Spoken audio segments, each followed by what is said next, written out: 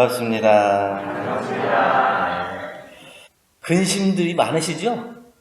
네? 살아가면서 근심 걱정 없는 사람 없죠? 근심이 많은데 근심이 몇 가지나 되는가 물어보면 5만 가지 걱정이 있다고. 5만 가지라고 하는 것이 어느 정도나 되는지 모르겠는데 걱정 없는 날이 없는 게 5만 가지 걱정인 거죠. 예. 기쁘고 재미있게 사는 날보다 걱정, 근심으로 사는 날이 더 많다. 이렇게 생각되는 거예요. 근데 5만 가지 걱정만 하고 살고 살 수가 있겠냐. 그러니까 5만 가지 걱정을 다 녹일 수 있는 한 가지 기쁨. 그 기쁨을 찾아야 되는데 그게 뭘까 하는 걸 오늘 말씀드리려고 합니다. 불교에서 이제 전통적으로 사고, 팔고 이렇게 얘기하죠. 사고는 뭐예요? 생로병사. 예. 잉태해가지고 태어날 때까지의 생고, 이걸 이제 생애고예요. 태어나는 거. 그리고 출생 후에 죽을 때까지 변화되는 노고예요. 이게 늙으면서 점점 자기가 변화되는 모습이 이제 고통이 되는 거예요. 그리고 이제 병 들어가는 거. 몸에 있어서 병 없이 살면 좋겠는데 병이 들어가는 거. 그 병 때문에 또 고통스러워하는 거예요. 그리고 목숨이 다해서 죽어갈 때 생에 대한 애착 이런 것들 때문에 고통이 되는 것입니다. 새해 인사를 하다가 어떤 이제 그 젊은 교도님인데 공부가 좀 된 것 같아요. 내가 이제 올해도 아프지 말고 잘 살아라 이렇게 이제 안부 인사를 했더니 아프지 않고 어떻게 살 수 있어요? 아파도 이겨내면서 살아야죠 이렇게 얘기하더라고요. 저보다 좀 나은 것 같죠? 우리가 그 걱정이, 5만 가지 걱정이 있는데 그 걱정을 붙들어 매고 살면은 걱정이 떠날 날이 없죠. 그 걱정을 이기고 살아야 되는데, 마찬가지죠. 그 팔고가 있어요. 사랑하는 사람과 헤어지기 싫은 것. 이게 이제 고통이에요. 그런데 또, 사랑하는 사람하고는 헤어지기 싫은데, 미운 사람하고는 만나기가 싫은 것이 또 미운데 내가 만나기 싫은데 만날까봐 걱정하는 거예요. 그래서 미운 사람 보면 길을 돌아서 먼 길이라도 돌아서 가고 싶고 이런 것이 고통이 되는 거예요. 또 자기가 원하는 것이 있는데 그 원하는 대로 이루어지지 않는 거예요. 구해도 구해지지 않는 것. 이게 고통이 되는 거예요. 자기 마음대로 잘 얻어졌는가요? 지금까지 살아오면서 마음먹은 대로 100% 잘 이루어졌나요? 몇 퍼센트나 이루어진 것 같아요? 50%? 반딱 했네요. 예. 그게 원하는 대로 잘 안 되는 것도 고통이고, 또 이제 오음성고라 그래요. 이게 고를 만드는 조건인데, 색수상행식. 그게 보고 듣고 느끼고 하는 모든 것들이 다 고통을 만들어내는 것들. 그것이 성에서 생기는 것들이거든요. 예. 그걸 이제 사고, 팔고, 그래서 이제 총 8가지를 큰 줄거리의 근심, 걱정, 고통이라고 그러죠. 우리 정전의 정신수양의 목적에서도 보면 유정물은 배우지 아니하되 근본적으로 알아지는 것과 하고자 하는 욕심이 있는데 최령한 사람은 보고 듣고 배우고 하여 아는 것과 하고자 하는 것이 다른 동물의 몇 배 이상이 돼. 그러니까 그 고통도 더 훨씬 더 많다는 거예요. 생명이 있는 생명체들은 다 아는 것과 하고자 하는 것들이 다 이 식이라는 게 있대요. 식. 그 식이 있어서 그 원하는 것들이 있는데 그것이 다 이루어지지 않는 거예요. 그러니 사람은 그 유정물보다도 훨씬 더 높은 식이 있기 때문에 아는 것과 하고자 하는 것, 배운 것들이 더 높기 때문에 내가 아는 것만큼 더 얻어지려면 더 많은 욕심이 생기는 거고 그 욕심이 생긴 거에 따라서 그만큼 고통이 많아지기 때문에 더 많은 고통 속에서 살아간다는 거죠. 과거에 대한 미련, 후회, 그리고 아직 오지 않은 미래에 대한 걱정, 이런 것이 한 70% 된대요. 그럼 현재 내가 해야 될 근심 걱정은 한 30% 되는 거예요. 그러니까 지금 내가 해야 될 현재의 일은 그냥 그 일이는 거고, 지나간 거 후회하고, 지나간 거 뭐 생각하고, 반성하고, 또 앞으로 있어질 일들을 걱정하고, 이러면서 시간을 더 많이 보낸다는 거죠. 요즘에 이제 젊은 사람들은 과거보다는 미래에 대한 걱정이 더 많죠.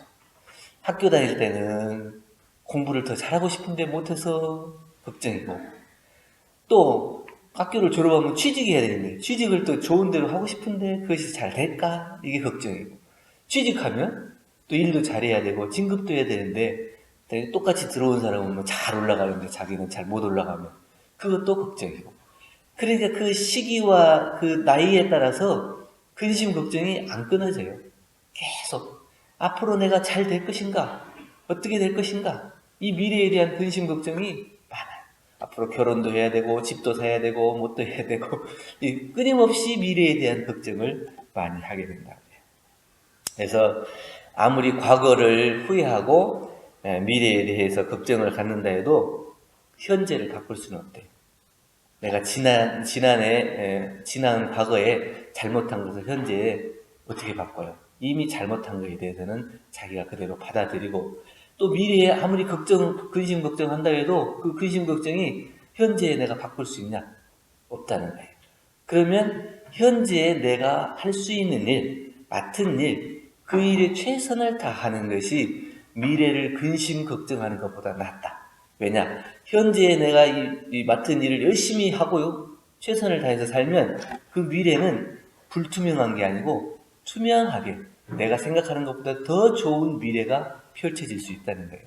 그런데 내가 지금 해야 될 일을 하지 않으면서 앞으로에 대한 걱정만 가지고 있으면 안 된다. 그런 근심 걱정으로 오만 가지 걱정을 하고 있을 수도 있다. 사주 한 번씩 다 보셨나요? 사주 한 번이라도 보신 분 많지 않나요? 안 보신 분, 한 번도 안 보신 분? 손은 안 들 뿐이지 한 번씩은 보셨나 보네. 예. 사주를 보면 근심 걱정이 없어집니까? 아니면 사주를 보면 좀 마음의 위로가 좀 됩니까? 근데 그래도 사주를 보고 싶습니까? 왜 볼까요? 이 근심 걱정 때문에 그래요. 내가 가지고 있는 이 근심 걱정이 어떻게 이게 없어질 것인지, 위로라도 좀 받을 수 있을 것인지, 이런 생각 때문에 사주를 본다는 거죠. 저는 이제 누가 그 카톡으로 보내줬더라고요. 올해의 토정 비결, 제가 돼지뜨거든요. 돼지뜨 이제 토정 비결을 보내줬어요. 그래서 봤더니 노력하면 정당한 대가와 대우를 받습니다. 올해의 토정 비결이에요. 네. 누가 뭐 그런 말 못해요. 다 그런 말 할 수 있겠죠. 저도 사주 보라면 볼 수 있을 것 같아요. 올 여름에 물 조심하시고 차 조심하시고 이런 거하고 똑같잖아요. 정당하게 자기가 노력한 대가를 얻을 수 있다고 하는 것은 이게 타실이잖아요. 당연한 일을 토정비교에 놓고 그 말 따라서 오늘 내가 열심히 하면 정당한 대가를 받는다 그랬어. 그러니까 거기에 대한 내가 정당한 노력을 할 생각을 안 하고 그 정당한 대가를 받는다는 그 기대에만 걸고 내가 올해 잘 될 거야, 이런 희망으로 살아가는 게 이게 사주에 따라서 자기의 마음의 위로를 받는 거예요. 이 말은 뭐냐면 정당한 노력을 해라는 데 핵심이 있는 거지 그 보상을 받는다는 게 핵심이 있는 게 아니에요. 그런데 그건 우리는 이 보상의 핵심을 두고 자기가 해야 될 일을 잘 하지 않는 것, 이것 때문에 근심 걱정이 사라지지 않는다.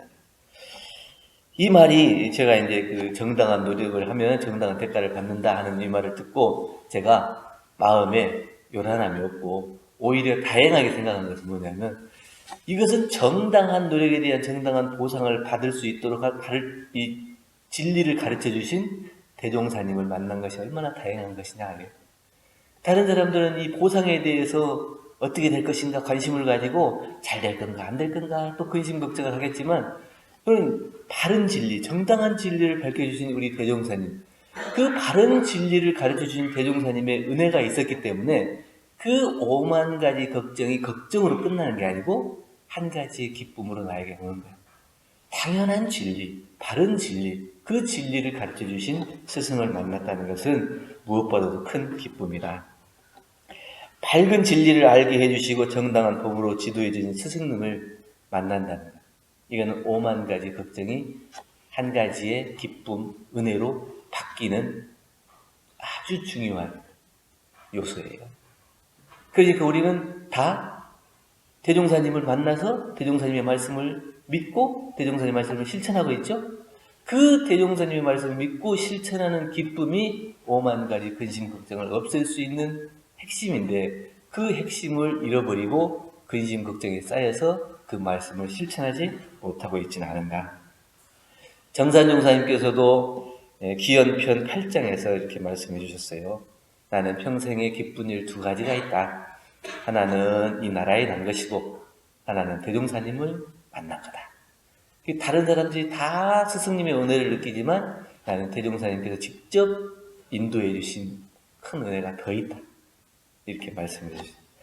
모든 스승들이 다 감사하지만 대종사님은 더욱 감사한 거죠. 대종사님께서는 아주 큰 사은에 대한 은혜를 밝혀주셨어요.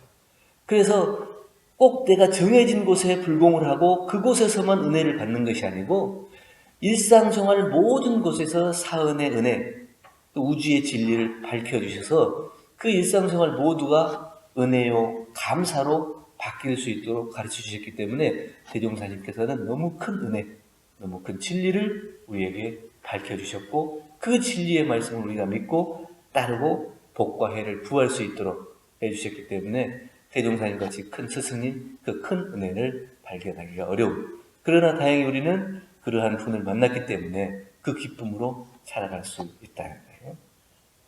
우리 총부 근처에 사는 민성경 교도님이 계신데 대종사님 당대 때부터 계셨던 분인데, 이분은 무슨 일을 하다가 일이 잘못되면 내 탓이다 이렇게 생각하고 다른 사람을 원망하지라. 또 말년에서 이제 화장실에서 넘어져가지고 이제 골반이 이제 골절이 돼갖고 누워 계세요.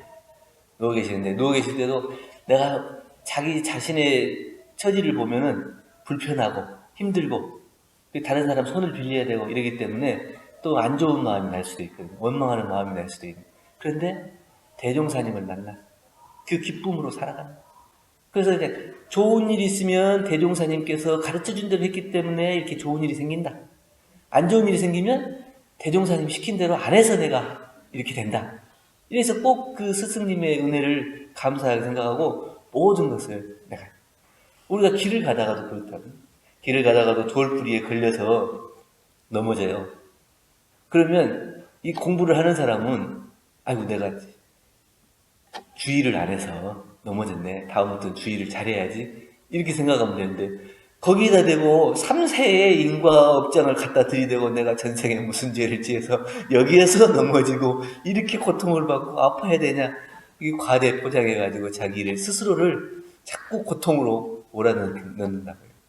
단순히 아이고 내가 주의를 잘못했네.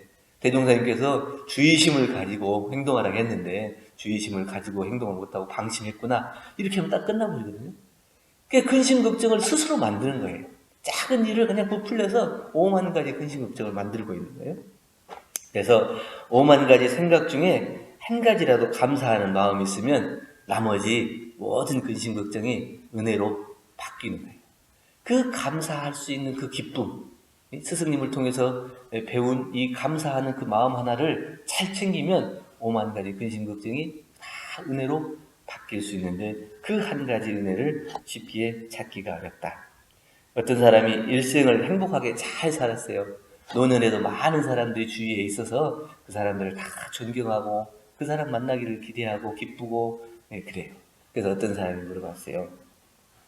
당신은 어떻게 살아왔길래 이렇게 많은 사람들이 당신을 좋아하고 노년까지 이렇게 행복한 삶을 살 수 있었습니까? 그 묘방을 알려주세요. 이랬더니 이분이 내가 젊어서 어느 날 산길을 가는데 가시덤불 위에 거미줄이 있는데 나비가 날다가 그 거미줄에 탁 걸려서 붙잡혔더라. 그래서 거미가 그냥 먹으려고 그냥 달려드는데 저걸 이제 살려줘야 되겠다 이런 생각이 들어서 그 가시덤불을 해치고 그 상처가 날 거 아니에요? 근데 불구하고 가시덤불을 해치고 나비를 살려줬대요. 그랬더니 나비가 탁 모습이 변하면서 보살의 모습으로 변했어요. 그래서 나를 살려줬으니까 내가 한 가지 비밀을 알려주겠다. 그리고 이제 귓속말로 알려진 늘 감사하고 살면 행복하게 살 수 있다.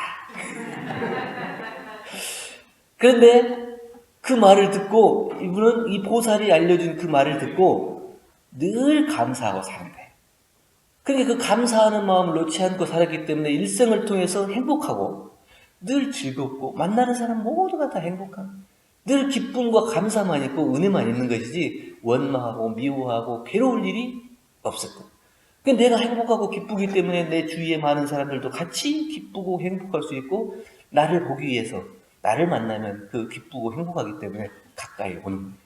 그래서 그게 묘방이다. 여러분들 그 진즉 다 배우셨잖아요. 네?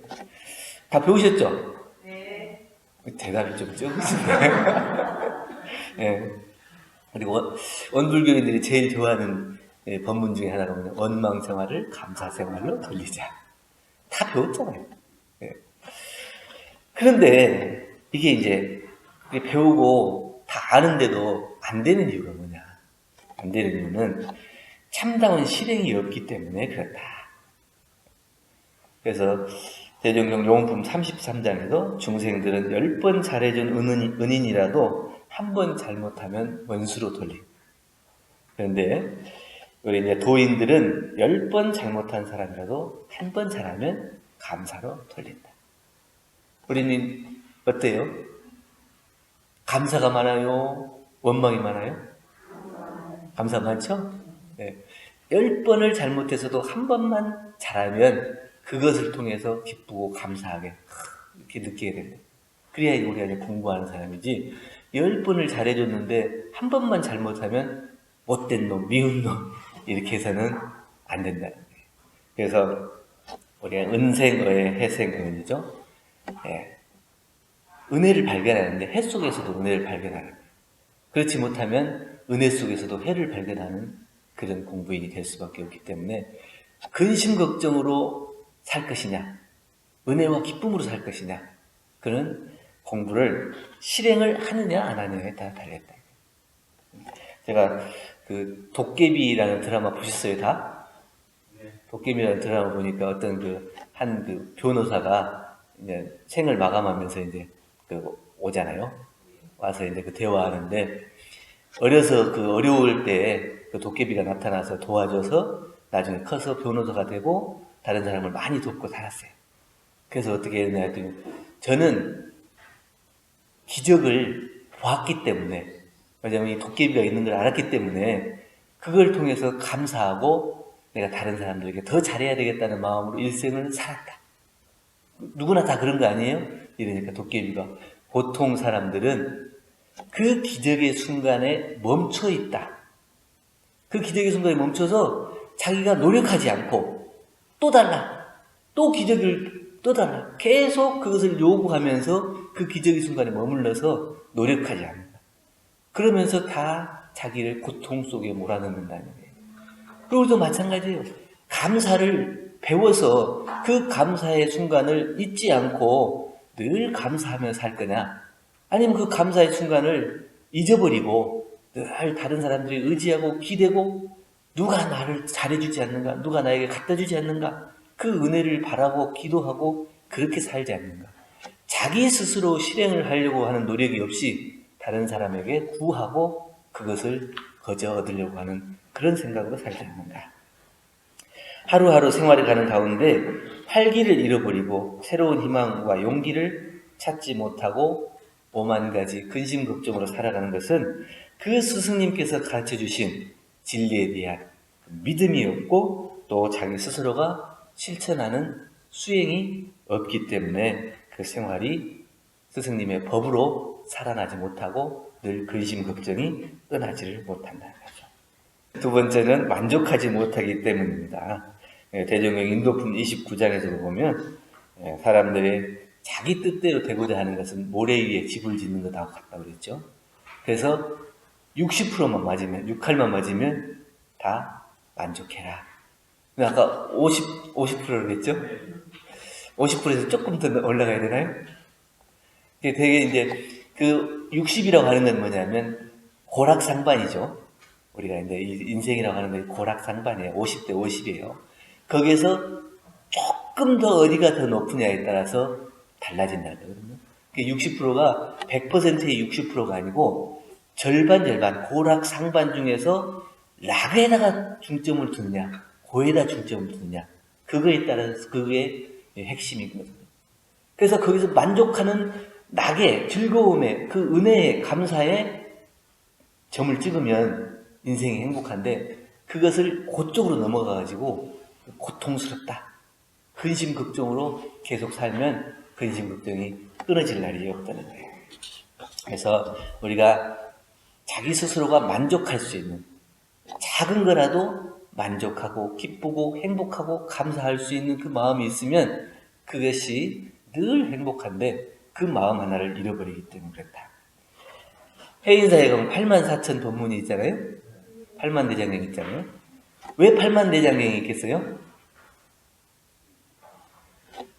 5만 걱정이라 했는데 사실은 8만 걱정이에요. 8만 가지의 걱정이 있기 때문에 8만 가지의 법문이 있는 거거든요. 그 하나하나의 걱정에 따라서 하나하나의 법문이 있는 거예요. 그 걱정이 없으면 법문이 있을까요? 없을까요? 법문이 없죠. 근심 걱정하는 중생들을 위로하고 달래고 그 즐거움의 세계로 안내하기 위해서 8만 가지 걱정에 8만 가지 법문이 있는 것처럼 우리는 5만 가지 근심 걱정이 있는데 단 한 가지의 기쁨, 그 기쁨이 5만 가지 근심 걱정을 없애는 은혜예요. 그 은혜가 하나로 끝나는 게 아니고 자기의 삶을 통해서 누구를 만나든지 어느 때를 당하든지 그는 8만 가지가 아니라 수십만 가지의 일을 당하고 사람을 만나는 가운데도 그 중심에 뭐가 있어야 돼요? 감사, 은혜가 있어야 된다. 우리가 다들 이제 진리에 대한 무한한 공덕에 대해서 감사 기도를 하는데 되어지는 것에 대해서는 감사를 잘 안 해요. 그래서 되어지도록 원하는 기도를 많이 해요. 갈구하는 거, 구하는 거, 구걸하듯이 그렇게 기도를 해서는 안 된다. 내가 지금 하고 있는 것, 되어진 만큼 60%가 돼 있으면 거기에 만족하는 것처럼 되어지는 것에 대해서 기쁘고 감사하고 해야지 왜 안 되는 것만 찾아서 그 안 되는 것에 고통스럽고 괴로워하는 애예요. 지금까지 살아오면서 다 안 된 건 아니잖아요. 많이 이루어지고 많이 되어졌잖아요. 그 되어진 것이 훨씬 더 나를 기쁘게 하고 행복하게 했을 수도 있는데 그것은 이미 된 것은 놓아버리고 아직 이루어지지 않은 것에 대해서 해달라고 되어지게 해달라고 그렇게 기도해서는 안 된다는 거예요. 우리가 이제 나이를 들면 늙어가는 게 아니라 익어간다고 그러잖아요. 늙어가는 게 아니고 익어가려면 저도 그런 생각이 들더라고요. 저도 이제 예전에는 안 했는데 요새는 이제 드라마 보면 이렇게 목도 메이고 눈물도 좀 나고 그러더라고요. 그건 뭐냐면 다른 사람의 마음을 헤아릴 수 있는 감정의 골이 그만큼 깊어졌다. 이게 이제 늙어가는 게 아니고 익어진다는 거예요. 다른 사람을 그냥 따로 띄워놓고 보는 게 아니고 저 사람하고 내가 둘이 아는 입장에서 그 사람의 감정을 충분히 내가 이해할 수 있는 마음이 되어지는 거예요. 또 하나는 불쌍한 것을 보면 함께 슬퍼하는 공감의 폭이 넓어져야 돼요. 그래서 불쌍한 사람 보고 그냥 저 사람은 그냥 지가 못 지어서 그냥 못 받는 것이지 이런 게 아니고 그 고통스럽고 하는 그 사람들의 마음을 또 이해하고 함께 공감하는 그것이 넓어져야 된다. 또 하나는 작은 것에도 은혜를 발견할 수 있는 감사의 장이 많아져야 된다. 그래서 늘 감사합니다 하는 사람은 늙어가는 거예요? 익어가는 거예요? 익어가는 거예요. 감사를 발견 못하는 사람은 늙어가는 거예요. 그냥 나이만 들고 늙어가는 사람은 불평, 불만이 많은 사람. 늘 기쁘고 행복하고 감사를 발견하는 사람은 늙어가는 게 아니고 익어가는 어른이 되어갑니다. 어른인가요? 늙은인가요? 네, 다 어른이 되셔야죠. 어떻게 해야 스승님을 만난 기쁨을 보훈할 수 있을까? 대종사님께서는 늘 그렇게 기도하신다고 했어요. 나는 너희들 성불하기만을 기도한다. 이게 얼마나 지극하고 간절한 성자의 염원입니까? 그 성자가 깨달음의 안목으로 우리를 놓고 어떻게든지 이 중생들이 다 구원을 받을 수 있고 성불하고 다 구원받을 수 있는 그런 길이 열릴 수 있도록 오직 기도가 그 기도뿐인 거예요. 그러면 우리는 어떻게 해야 돼요? 우리는 대종사님의 제자니까 대종사님의 말씀에 따라서 그 성불할 수 있도록 노력하고 그 성불한 마음으로 다른 사람도 똑같이 기도하고 염원해 줄 수 있는 그런 제자가 돼야 돼요. 그렇게 살아야 우리가 스승님께서 우리에게 진리를 가르쳐 주신 그 은혜에 보응할 수 있는 길입니다. 스승님들은 대부분 다 비슷한 것 같아요.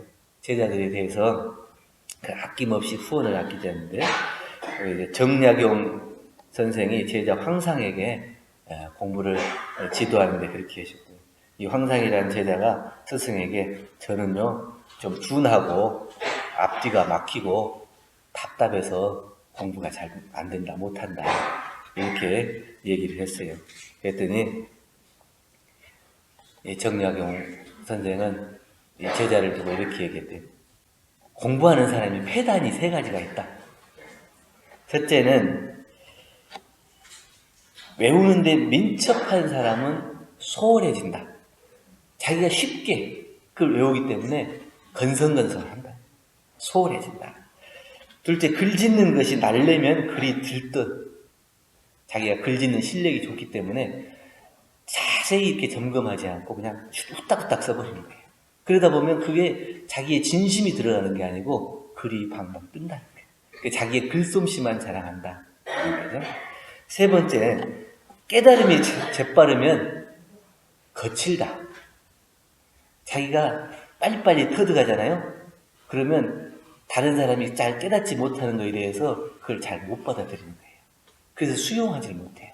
그게 늘 이렇게 무식해갖고 멍청해갖고 이걸 못하냐. 이게 사람이 거칠어진다.